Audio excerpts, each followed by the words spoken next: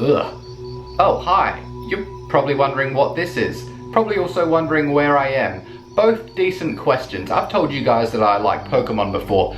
What I haven't told you though is that a little while ago I accidentally invented a device that lets me travel into the Pokemon world, like the legit actual universe where Pokemon exist. It's where I am right now. Specifically, I'm in Viridian Forest. You may have heard of it. I've come here to research one Pokemon in particular, Metapod.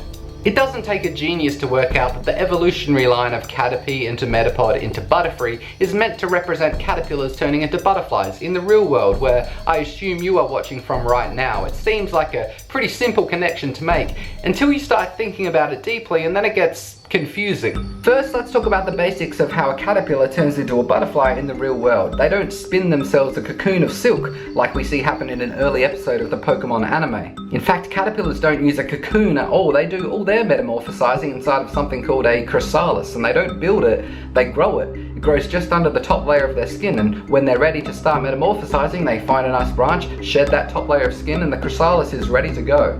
Now it's inside that chrysalis where things get interesting / eternally discomforting. The caterpillar releases a bunch of enzymes that digest it down into basically a proteiny liquid soup. Can't really be called a sentient creature at all at this point. That is, until all the pieces inside the soup kind of form together perfectly to make a butterfly, which breaks free from the chrysalis and flies off to live its life. Now we've actually seen stuff like this happen in the anime. When Ash's Metapod evolved into a Butterfree, the Butterfree actually came out from inside the Metapod, leaving Ash holding what was essentially a dead Metapod carcass. As Pokemon has gone on though, we've learned that perhaps that isn't how it always occurs in the Pokemon world. In the Pokemon games, for example, Metapod goes through an instantaneous physical transformation just like every other Pokemon does. But in the Pokedex entries for Metapod in those very same games, things get even more confusing. You see, almost every Pokedex entry for Metapod mentions the fact that it's just a shell and its purpose is to protect its delicate insides that are preparing to evolve. The Pokemon Gold entry is perhaps the most interesting. It says inside the shell it is soft and weak as it prepares to evolve. It stays motionless in the shell. Now how can it stay motionless inside its shell? It is its shell, right? That's like me saying I'm staying motionless inside my skin.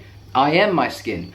Unless, when it comes to Metapod, the shell and what's inside the shell aren't quite the same thing. What if those delicate insides are actually the early stages of a Butterfree? Now if that theory is true, then is Metapod really its own Pokemon? Perhaps all the movement we see a Metapod doing is just a Butterfree moving inside. Perhaps its eyes are just connected to the Butterfree as a defense mechanism, so the Butterfree knows when to trigger harden. Or maybe Metapod is its own Pokemon, but it also has a Butterfree growing inside of it. So we've got a kind of double Pokemon situation. Or maybe a Metapod is just a Metapod. It does seem strange though that there's so many references to something growing inside it, preparing to evolve. I think I should maybe go now. Before I do though, I should tell you about this thing. I forgot to say what it was. I think it's part of a Metapod shell found on the ground. It could be the scale of a Scyther, or it might just even be the leaf of some tree I've never seen. To be honest, I don't know my way around this place that well. But I should probably go catch that. See ya. Hey guys, thanks for joining me on my journey to the Pokemon world. I come here quite often, but I didn't know if you would enjoy seeing it, so let me know if you did. I actually was inspired by a guy called Birdkeeper Toby, who also comes to the Pokemon world every now and then. Go check out his channel, it's linked in the description, and let me know in the comments, do you think Metapod is a real Pokemon or not? Let me know, I gotta go.